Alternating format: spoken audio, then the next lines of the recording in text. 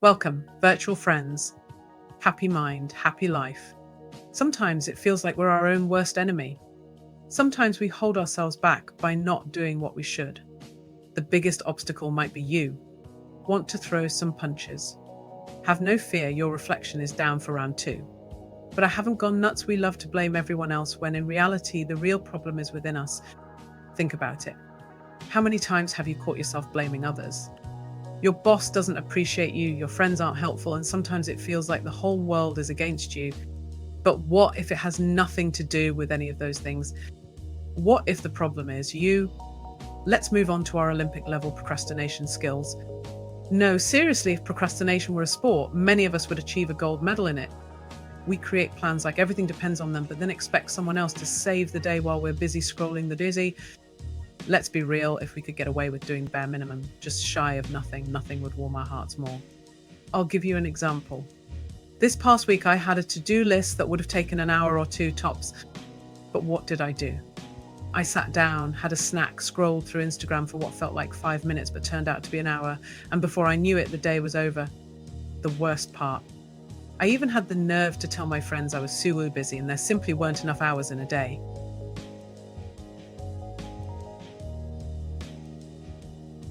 Sound familiar? But here's the thing, even when we've done nothing, we still find time to complain when other people don't get things done. Just a quick message, please support this channel by giving it a thumbs up and subscribing for more great content. Thank you. Let's continue.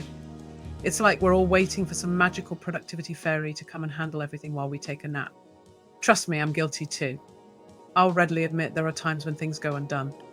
No judgment here, folks. I'm just saying it like it is. Which is pretty funny when you think about it. We love our witch hunts. It's so easy to spot faults in others. Look at them. Oh, they're always late. Or they never keep their word. But when it comes to us, we don't judge our own mistakes and avoid looking at our habits. It's almost like we have selective blindness when it comes to our flaws. One group that tends to do this a lot is parents. I see it all the time, parents gazing at their kids in amazement. Why are you so disorganized? Why can't you focus without realizing they're low-key describing themselves? Your child's annoying habits are like the mirror you never wanted but definitely needed. How you live your life, how you face adversity, it gets passed down to your kids like an unwanted family heirloom. Believe me, I'm not saying every child is an exact replica of their parents, but they've certainly inherited more than just your eye color. As an online tutor, I hear parents complain about their kids constantly. Oh, my child can't focus, they just need to try harder. Sure, every child is unique, but scratch the surface and you can often see where these traits come from. If you give me a kid who is driven, focused, and relentless, I can probably point you to a parent who's the same way. On the flip side, apathy and disorganization often reflect what's happening at home. Not always, of course. Kids are individuals and sometimes they buck the trend. Most of us can think of someone who said the classic phrase, "I won't be like them when I grow up," only to find themselves heading down the same path. Early influences run deep. So seriously, stop blaming everyone else all the time. As an adult, there comes a moment when you need to step back and think maybe the problem is me. It's a harsh reality, but in the end, it's freeing.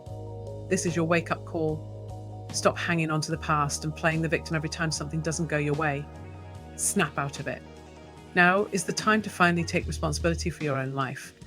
In this regard, let me remind you of Aesop's fable, The Fox and the Grapes. You know the story, a fox sets his eyes on some grapes but can't reach them. He tries a few times, fails, and finally walks away grumbling. Those grapes were probably sour anyway. Sound familiar? We do this all the time. We set our sights on something, put in half-hearted effort, and then decide it wasn't really that important. The truth, we're just dodging the hard work and accountability that come with failure. Those grapes didn't suddenly go sour. We simply didn't rise to the occasion. How many times have you set a goal, missed it by a little, and then blamed external factors? Well, it wasn't meant to be, or the timing was off. Or worse, I'll start again on Monday. We seem programmed to deliver excuses rather than results. And these excuses, they just hold us back from getting where we really want to be. This is where Atomic Habits by James Clear fits in perfectly.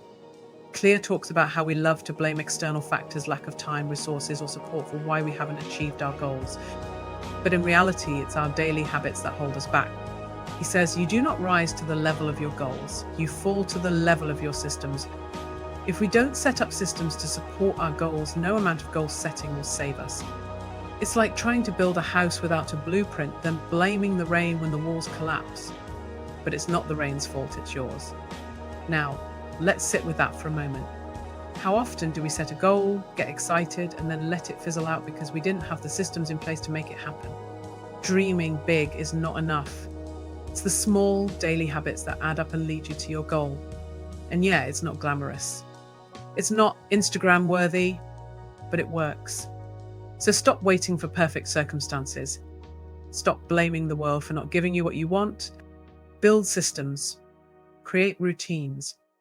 Admit that the problem isn't always out there. More often than not, the real problem is that we haven't prepared or done the work to support our dreams. When you stop blaming others and start focusing on what you can change, that's when things start to shift. Sure, it's easier to sit back and complain about how life isn't fair or how someone else got ahead because they have better connections or luck. But none of that matters if you take responsibility for what you can control: your own habits, your own systems, and your own mindset. So there it is.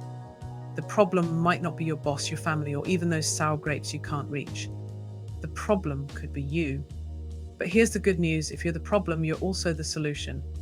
And that's pretty empowering when you think about it. Now go start building those habits and stop waiting for life to hand you a silver platter. Chances are it's just full of sour grapes anyway.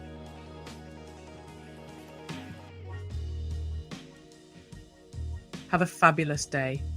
Happy mind, happy life.